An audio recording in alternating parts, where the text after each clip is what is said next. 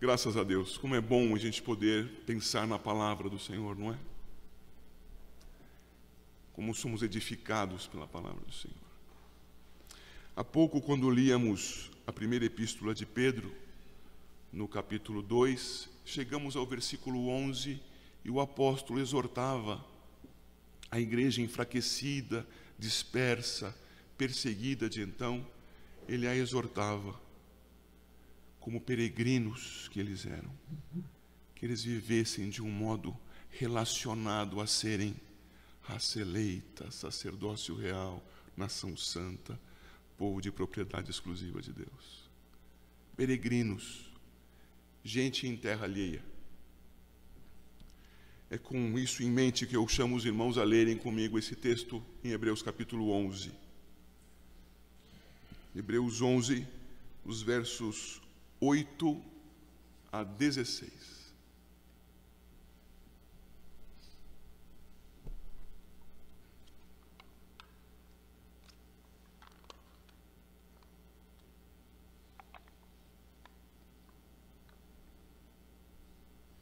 Diz o texto: pela fé, Abraão, quando chamado, obedeceu a fim de ir para um lugar que devia receber por herança.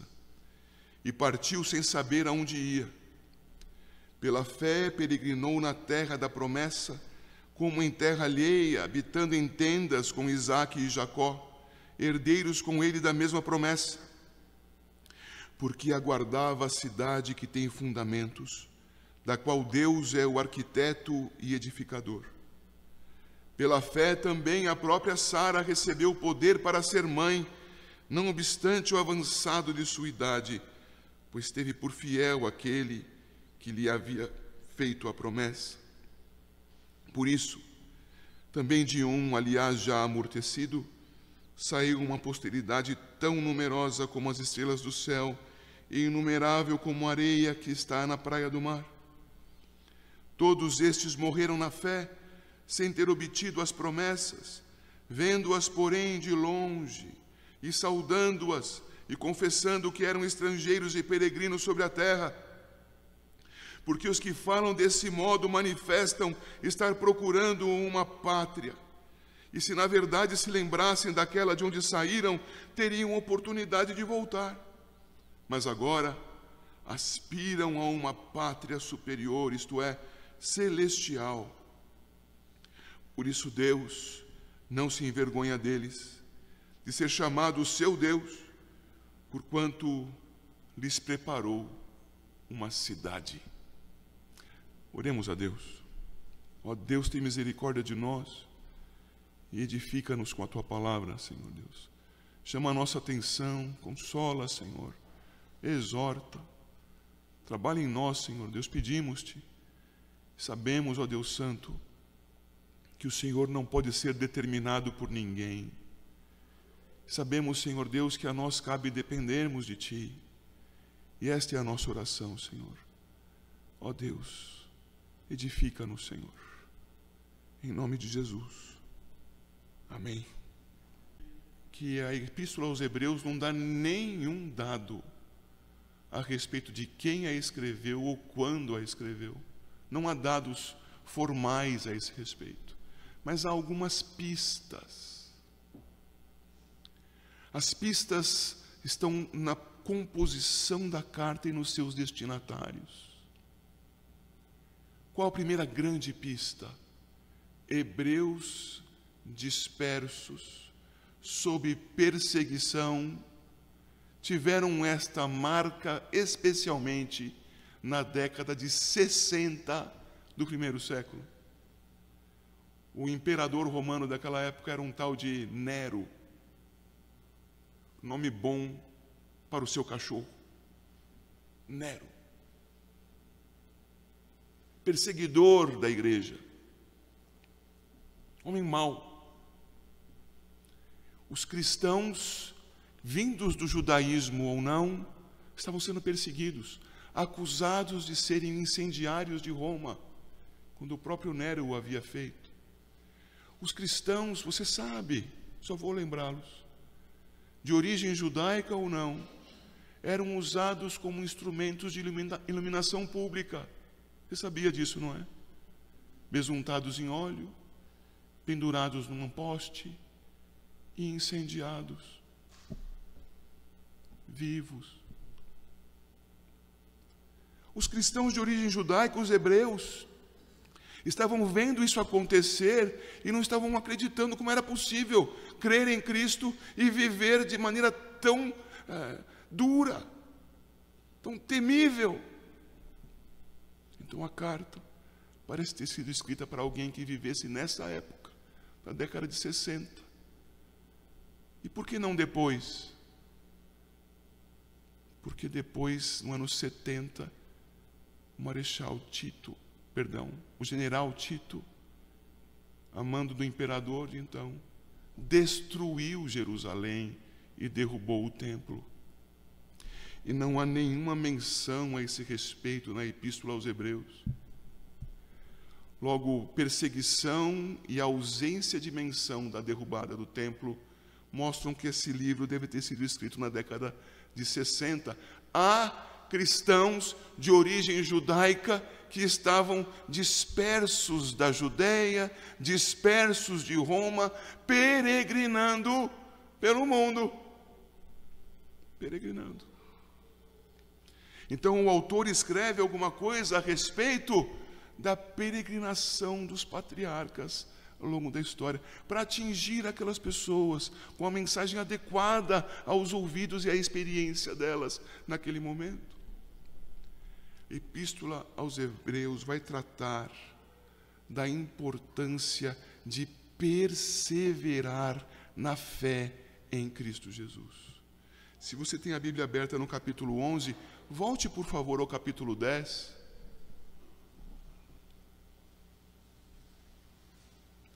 Depois de falar do santuário aberto pelo novo caminho que Cristo Jesus nos concedeu por meio da sua carne, o que está no capítulo 9.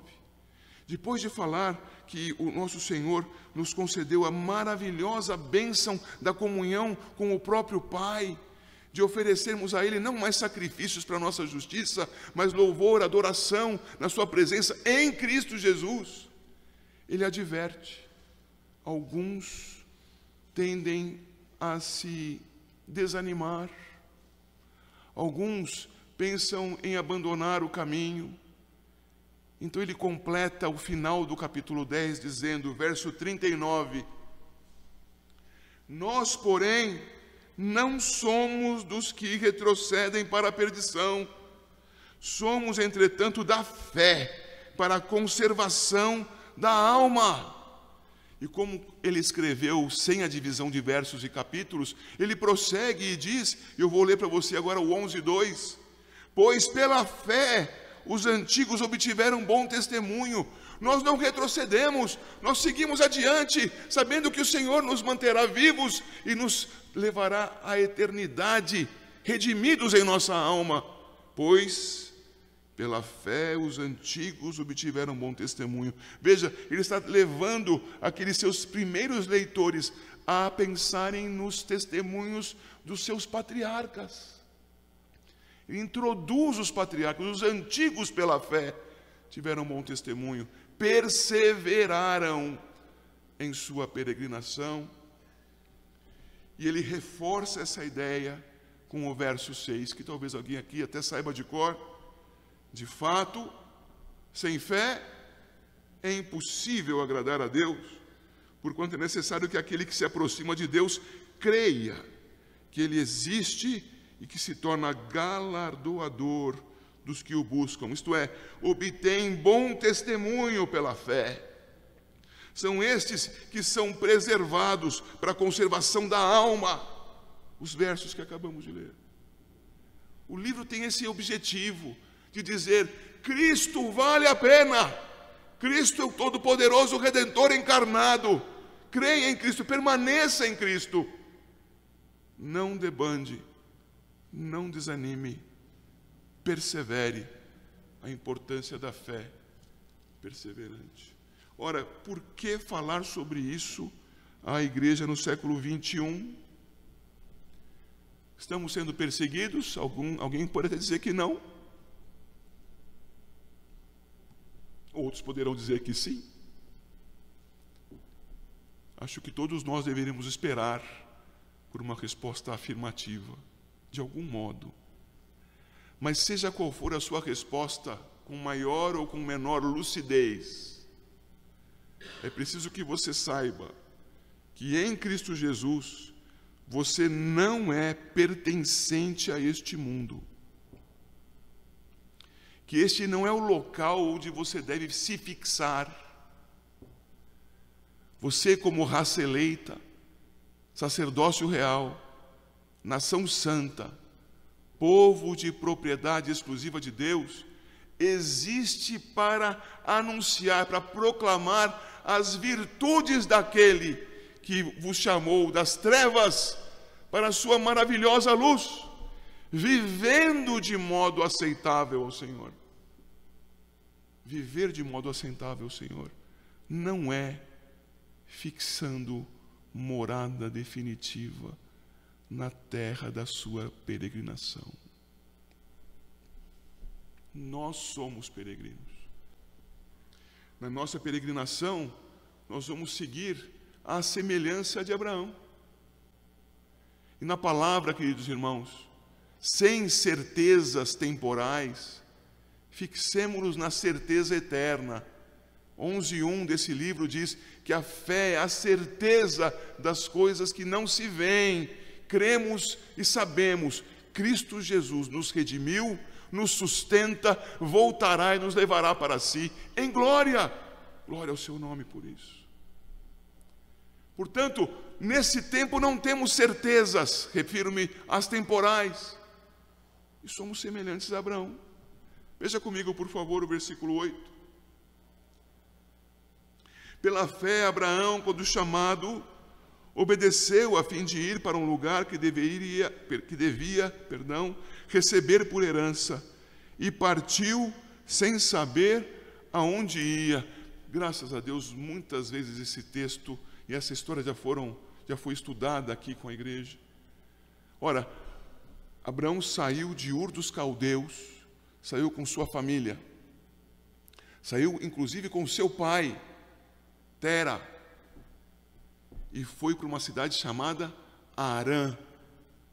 Em Harã, mais a oeste, mais ao norte do que era Ur, mais próximo dos rios Tigre e Eufrates, Tera morre. Idoso, faleceu. O que acontece com Abraão? Ele, sua esposa, meio-irmã, Sara, seus parentes mais próximos, sua riqueza, ele com tudo isso se dirige para o Egito. Como era a viagem para o Egito? Seguia o caminho para o oeste pelos rios, margeando os rios, do chamado crescente fértil. E ao chegar no limite destes rios, com a região do Líbano, descia, ia para o sul. Passava pela Palestina, e o interesse era fazer isso porque era terra hidratada, era terra fértil. Se fizesse outro caminho, ia passar pelo deserto. Então fazia curva pelos rios, descia pela margem do hoje chamado Mediterrâneo, então grande mar, e chegava passando pela península do Sinai até o Egito. Era o que ele fazia. Deus o chama no seu trajeto. Vai para a terra que te mostrarei. Mas qual? O Senhor não diz qual. E Abraão então segue o seu roteiro de viagens. Abre o seu mapinha, telefona para a agência, ou pode parar em tal lugar. Não, nada disso. Segue sua trilha, e quando chega ao local, é que o Senhor lhe diz: esta é a terra. Gênesis capítulo 12, versículos 4 a 7. Meus queridos, ele saiu sem saber para onde ia. Não que ele não tivesse uma trajetória a seguir, mas não sabia qual era o ponto do seu destino. Ele foi obediente na incerteza. peregrinou na incerteza. Ele peregrinou, meus irmãos, os versos 9 e 10 nos mostram duplamente. Olha o versículo 9, por favor. Pela fé, peregrinou na terra da promessa. Onde ele peregrinou? Na terra da promessa. A terra que havia sido anunciada de ser para ele e seu povo. Pois ali mesmo ele peregrinou. Ele chegou até lá sem saber que era aquela terra. E estando ali, ainda não tendo posse da terra, seguiu viagem. Foi adiante. Pela fé, peregrinou na terra da promessa, como em terra alheia, nosso tema da noite, em terra alheia, habitando em tendas com Isaque e Jacó, herdeiros com ele da mesma promessa. Agora vejam a segunda condição de peregrinação dele no versículo 10. Porque aguardava a cidade que tem fundamentos, da qual Deus é o arquiteto e edificador. Ora, onde está o ensino aqui? Ora, Deus disse que aquela terra seria dele, era a terra da promessa. Na terra da promessa ele foi peregrino. Na terra que a ele foi dada, ele não assentou casa. Ele continuou, verso 9, em tendas. Por que ele peregrinava? Porque ele aguardava pela cidade eterna. Este exemplo de Abraão para nós é que deve ser guardado, meus irmãos. Você hoje aqui pode ter toda a segurança com o seu trabalho, com sua saúde, com o seu casamento, com as suas expectativas todas. Estou seguro. Tem os seus planos anotados, tem as datas dos seus planos, sabe perfeitamente qual vai ser o itinerário. Bem, sabe perfeitamente segundo os seus planos. Mas Abraão tinha seus planos, mas Deus disse: não é até lá, Abraão, é até aqui. A sua primeira peregrinação está em perceber que tudo isso que parece te dar segurança, na verdade é passageiro. E que você então não se abrace a essas coisas passageiras como se elas fossem fixas. Por mais rígidas, prósperas, seguras que elas lhe pareçam ser hoje, não se esqueça, apenas monte uma tenda junto a elas. Mas você o fará por quê? Porque você é um estoico. Você é uma pessoa que vive para apenas o dia de hoje. Você não se apega a nada. Você está aqui para observar os outros, fazer algumas críticas ferinas, ou até menos do que isso, só observar, como alguém que se senta à frente de um aquário. Não, não é por isso que nós vamos fazer apenas tendas. Nós somos peregrinos na nossa terra, como se fosse terra alheia, porque nós não somos nem da nossa terra.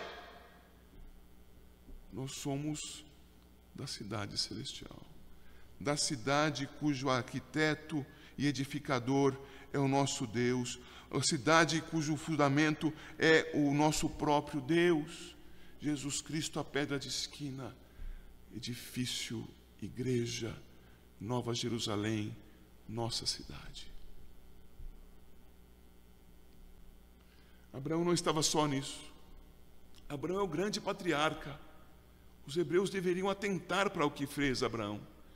Mas havia uma mulher nessa história que era tratada como menor, como aquela que deu ao seu marido a sua escrava, como aquela que, quando o Senhor, numa teofania, numa apresentação antecipada do Filho de Deus encarnado a Abraão, como registra Gênesis 18, se riu quando se disse que ela em um ano teria um filho.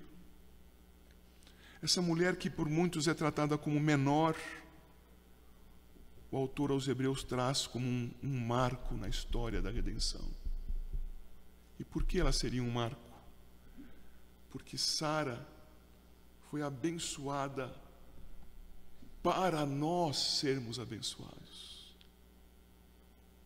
A palavra diz aqui nos versículos 11 e 12, acompanhe uma vez mais: pela fé também a própria Sara recebeu o poder para ser mãe, não obstante o avançar de sua idade, pois teve por fiel aquele que lhe havia feito a promessa.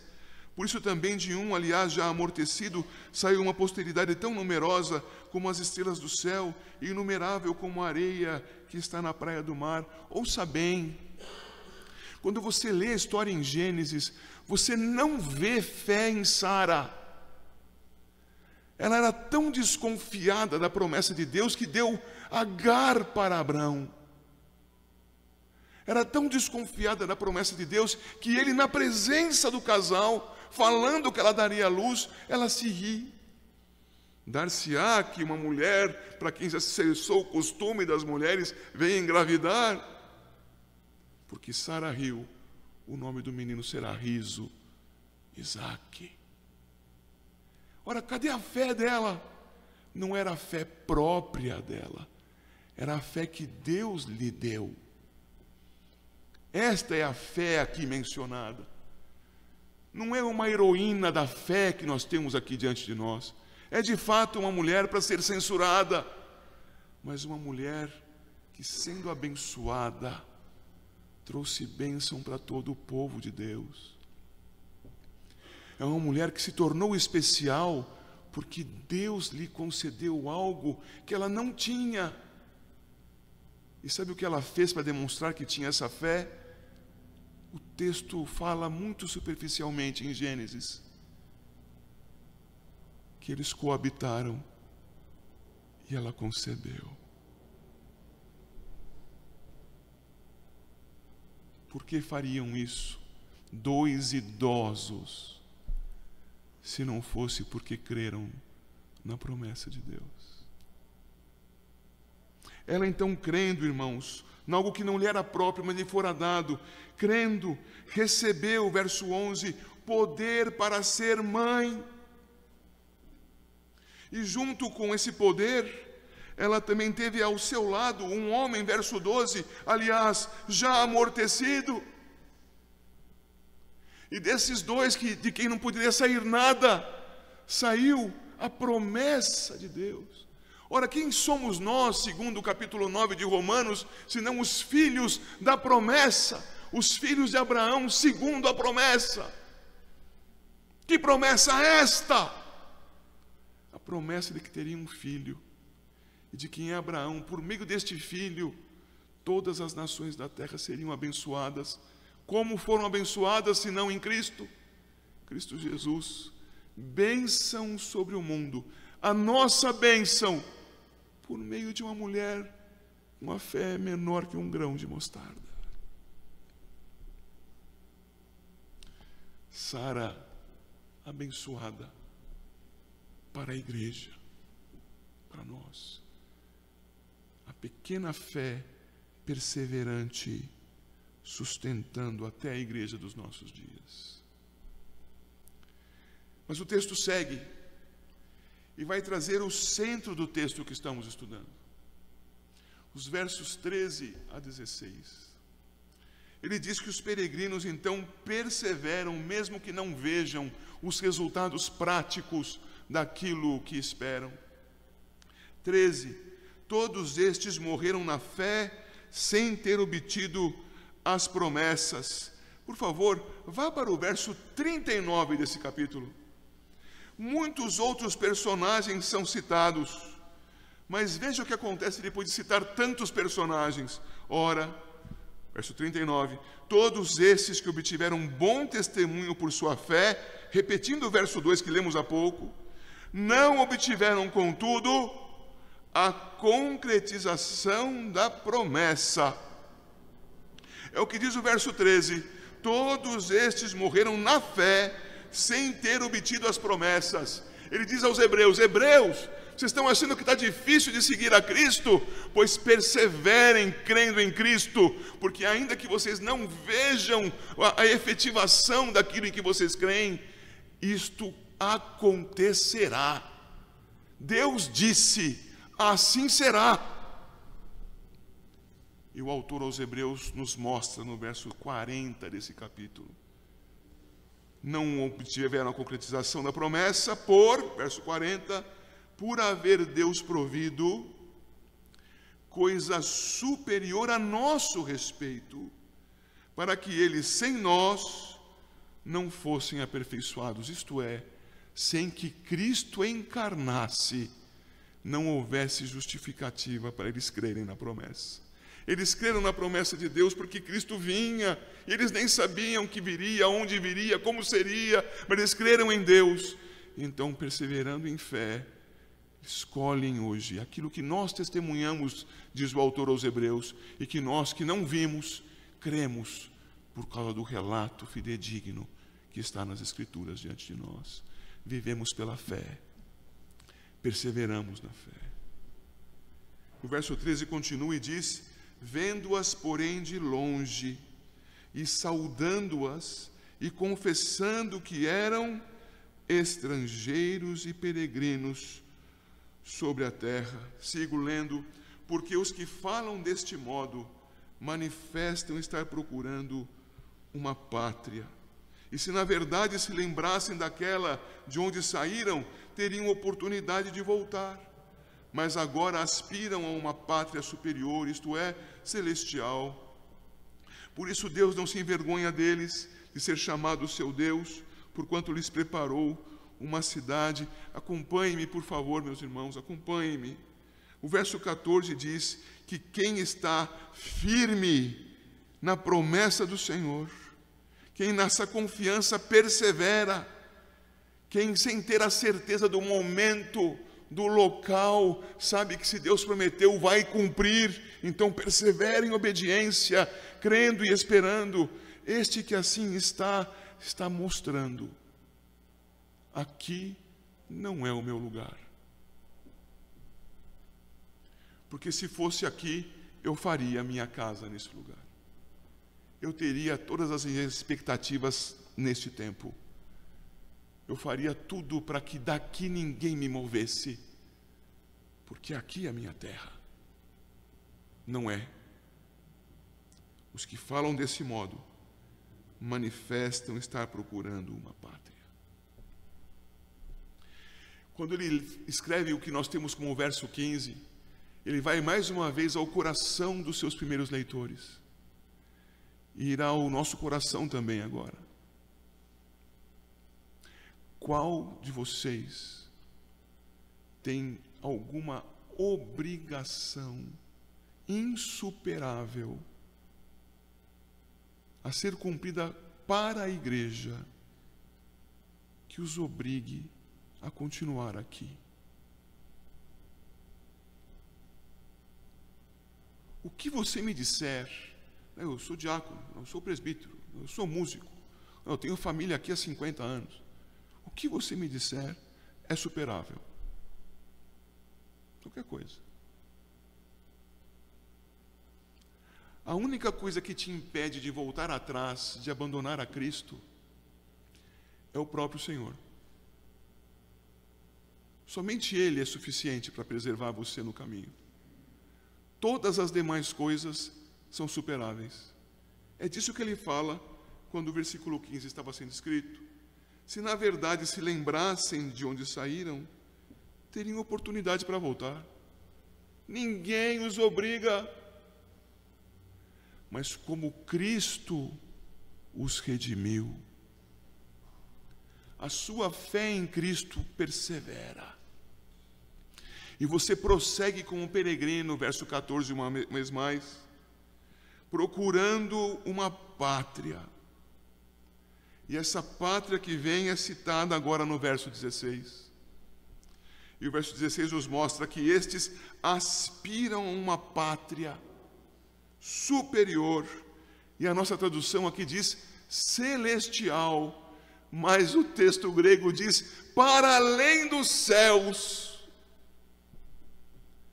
para além dessa criação, porque essa criação vai passar, para além dos céus, essa criação nova, essa nossa pátria pela qual aguardamos, nos faz duplamente peregrinos como Abraão, peregrinando aqui, ainda que com muitas seguranças, caminhando em direção ao nosso lar, para além dos céus, na presença de Deus. Agora observem bem, queridos irmãos, que essa peregrinação que nós temos é algo tão precioso para Deus. Deus agiu em nós de maneira tão alegre, tão feliz, tão autorrealizadora. Ele quis tanto fazer isso para a sua própria glória, que Ele, ao fazê-lo, se regozija. Ele não se arrepende, Ele não se entristece, porque Ele nos redimiu e coloca a mão na testa e fala assim: nossa, mas no meio desses tinha o Fernando. Como eu pude fazer isso? Me arrependo. Não, diz o texto, verso 16: por isso Deus não se envergonha deles, de ser chamado seu Deus. Por que Ele não faz isso? Porque nós somos bons? Porque nós somos famosos? Porque nós somos ricos? Porque nós somos desejáveis? Não, porquanto Ele nos preparou essa cidade para onde nós queremos ir. Deus faz a obra completa no seu povo. Ele faz a obra da redenção desde a promessa lá atrás. E quando nós cremos nele, cumprindo o seu plano, Ele nos coloca no coração uma ansiedade: eu quero estar com o Senhor, esse não é o meu lugar. Eu vou viver aqui para honrá-lo, para adorá-lo, para servi-lo, mas eu o faço esperando pela minha terra. Eu vou para além do céu com o meu Deus. E Deus fez isso acontecer em nosso coração, e isso não causa nele nenhum constrangimento. Essa ansiedade em nós não causa nele nenhum tipo de vergonha ou de tristeza. Ao contrário, Ele se alegra, porque Ele nos fez para isso. Assim, queridos irmãos, se nós somos tais peregrinos, se nós caminhamos com esta fé que o Senhor nos deu no coração, nós não podemos nos deixar contaminar pelas coisas desse tempo. Se nós somos peregrinos, queridos, aquilo que acontece conosco, perdoem, passei apenas agora a parte final, aquilo que acontece conosco hoje, no ambiente eclesiástico ou fora dele, não deve ser objeto do nosso apego. Nós estamos no tempo, mas apegados às coisas eternas. É por isso que o crente tem tanto apego às Escrituras, mas nunca para adorá-las, para aprender nelas a vontade de Deus. É aqui que está a revelação da verdade, e é conhecendo este livro que conhecemos a Deus. Vivemos para a sua glória, não conforme os ventos de doutrina da nossa época. Que ventos de doutrina haveria na nossa época? Talvez eu não consiga tempo para enumerá-los, mas eu estive de férias e visitei algumas igrejas. E numa igreja que eu visitei 3, numa igreja, vi a palavra sendo pregada, vi o culto solene, e não eram presbiterianos. Aleluia!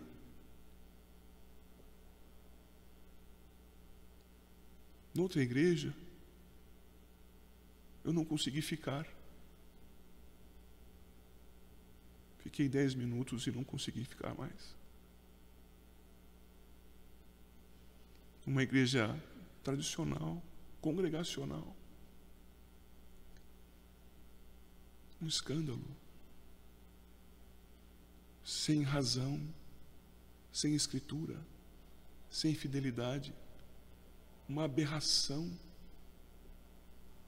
A simplicidade das pessoas não podia justificar andarem fora das Escrituras. Não podia. Fui a uma terceira. Um espetáculo. Não estou exagerando. Um espetáculo. Uma casa gigante, lotada de pessoas, sentadas em cadeiras individuais, fofas. Eu cheguei, o serviço começava, já havia música, bem tocada, pareciam profissionais, bem cantada. 2 telões gigantes, coisa linda. As letras das músicas voltadas para as pessoas, até a adoração que falava de Deus, apontava para os adoradores mais que para Deus. No meio do culto, porque era culto, o pastor começa a fazer propaganda da festa junina. Vídeo de 5 minutos nas 2 telas. Vídeos muito bem produzidos. 5 minutos. Acabou isso? Você acha que terminou? Não. Tem propaganda dos próximos eventos. De curso. Apresentaram-se os visitantes no meio do culto a Deus. Eu perguntei para a pessoa que estava ao meu lado, já começou o culto? E ela disse, já. O próximo passo foi pedir dinheiro.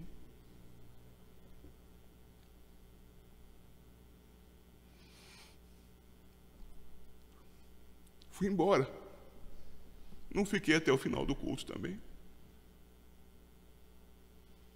Irmãos, nós vivemos esses dias. Nenhuma dessas 2 igrejas era neopentecostal. Irmãos, nós somos peregrinos, irmãos. Como peregrinos, nós temos que nos apegar às Escrituras, irmãos. Seremos cada vez menos que sejamos, mas sejamos fiéis ao nosso Deus. Enquanto estivermos, repito pela 3ª ou 4ª vez, nos sentindo seguros no nosso ambiente, nem nesse ambiente tenhamos a nossa fixação. Fixemo-nos em Cristo. Caminhemos para a nossa pátria além dos céus. Repito, vivamos testemunhando o nosso Senhor aqui. Sejamos repreendidos por aqueles que odeiam a palavra. Vocês são quadrados, vocês são frios, mas que jamais nos digam que nós não sejamos amantes do Senhor, segundo a sua palavra. Peregrinos em terra estranha, em terra alheia.